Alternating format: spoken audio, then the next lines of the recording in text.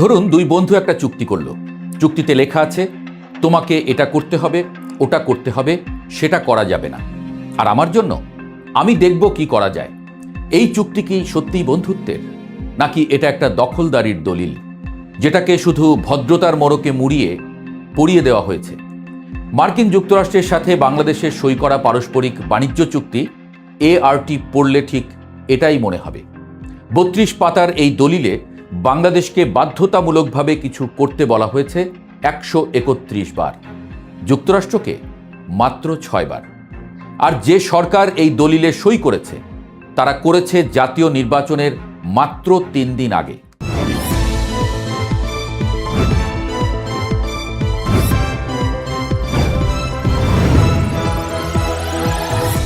প্রথমেই একটু ব্যাকরণ পড়ে নেই চলেন। ইংরেজিতে শ্যাল মানে বাধ্যতামূলক, উইল মানে ইচ্ছাধীন। এই চুক্তির 32 পাতায় শ্যাল এসেছে মোট 179 বার, উইল এসেছে মাত্র 3 বার। এর মধ্যে বাংলাদেশ শ্যাল লেখা আছে 131 বার, US শ্যাল মাত্র 6 বার। এই একটা সংখ্যাই বলে দেয় পারস্পরিক নামের এই চুক্তি আসলে কতটা একতরফা। তাহলে বাংলাদেশকে কি কি করতে হবে? তালিকাটা দীর্ঘ, অস্বস্তিকর রকম দীর্ঘ। শুল্ক থেকে শুরু করুন। মার্কিন পণ্যের উপর নির্ধারিত হারে শুল্ক বসাতে হবে, কোটা দেওয়া যাবে না, আমদানি লাইসেন্স চাওয়া যাবে না। মার্কিন পণ্য আমেরিকান বা আন্তর্জাতিক মান মানলে বাংলাদেশ আর নতুন কোনো পরীক্ষা চাইতে পারবে না। 2030 সালের মধ্যে সীমান্তে পণ্য ছাড়ের পুরো প্রক্রিয়া ডিজিটাল করতে হবে। কৃষিতে যান। FDA অনুমোদিত মার্কিন ওষুধ ও চিকিৎসা যন্ত্র ঢুকলে বাংলাদেশ আলাদা পরীক্ষা চাইতে পারবে না। মার্কিন গাড়ি ও যন্ত্রাংশের ক্ষেত্রে বাড়তি অনুমোদন লাগবে না। GMO বা জৈব প্রযুক্তি পণ্যের ক্ষেত্রে চুক্তি কার্যকর হওয়ার 24 মাসের মধ্যে নীতি করতে হবে, যাতে মার্কিন পণ্য নতুন পরীক্ষা ছাড়াই ঢুকতে পারে। বার্ড ফ্লু ধরা পড়লে পুরো অঙ্গরাজ্য থেকে পোলট্রি বন্ধ করা যাবে না, শুধু আক্রান্ত এলাকার 10 কিলোমিটারের মধ্য থেকে নিষেধাজ্ঞা সীমিত রাখতে হবে। ভাবুন একটু, বাংলাদেশের মানুষের স্বাস্থ্য নিরাপত্তার সিদ্ধান্ত এখন থেকে নেবে মার্কিন কৃষি বিভাগ। মেধাস্বত্ব, সেবা ও ডিজিটাল খাতে যা করতে হবে সেটা আরও ভারী। 5 বছরের মধ্যে WIPO কপিরাইট ট্রিটি, পেটেন্ট কোঅপারেশন ট্রিটি, UPOV কনভেনশন সহ একগুচ্ছ আন্তর্জাতিক মেধাস্বত্ব চুক্তিতে যোগ দিতে হবে। 3 বছরের মধ্যে মাদ্রিদ প্রোটোকলে যোগ দিতে হবে। ডিজিটাল খাতে মার্কিন কোম্পানিগুলোর বিরুদ্ধে বৈষম্যমূলক কর চাপানো যাবে না। সীমান্ত পেরোনো ডেটা আদান প্রদান নিশ্চিত করতে হবে। সাইবার নিরাপত্তায় যুক্তরাষ্ট্রের সঙ্গে কাজ করতে হবে। আর মার্কিন কোম্পানিকে তাদের সোর্স কোড বা অ্যালগরিদম দিতে বাধ্য করা যাবে না। এখানে বিমা খাতের একটা শর্ত বিশেষভাবে উল্লেখ করার মতো। এতদিন মার্কিন বিমা কোম্পানিগুলোকে তাদের ব্যবসার অন্তত 50% রাষ্ট্রীয় সাধারণ বীমা কর্পোরেশনকে দিতে হতো। এই চুক্তির পর সেই বাধ্যবাধকতা উঠে যাবে।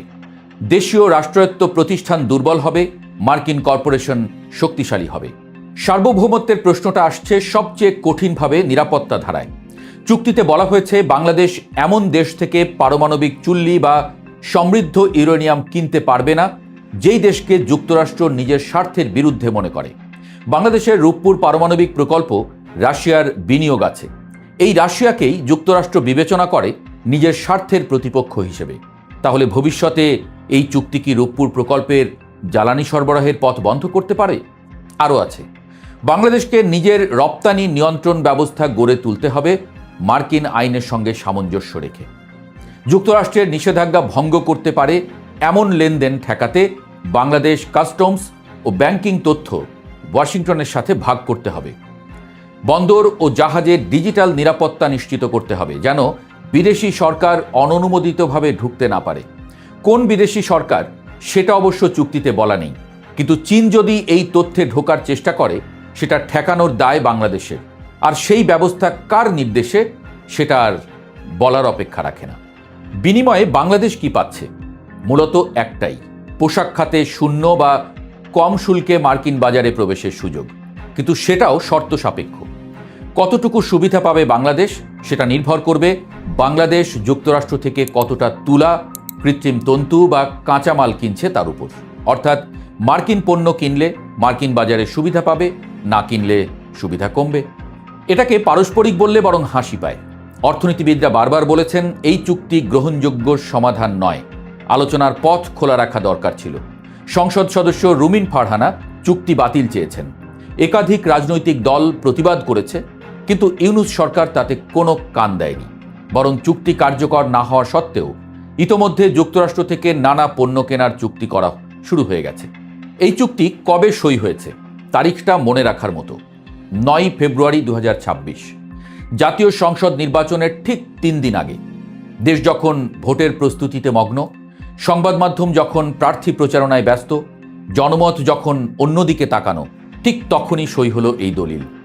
আর 20 ফেব্রুয়ারি মার্কিন সুপ্রিম কোর্ট পাল্টা শুল্ক বাতিল করে দিল। অর্থাৎ যে চাপের মুখে চুক্তিটা করা হয়েছিল সেই চাপ আইনত অবৈধ হয়ে গেল। তাহলে প্রশ্ন হলো, এই তাড়াহুড়ো কিসের ছিল?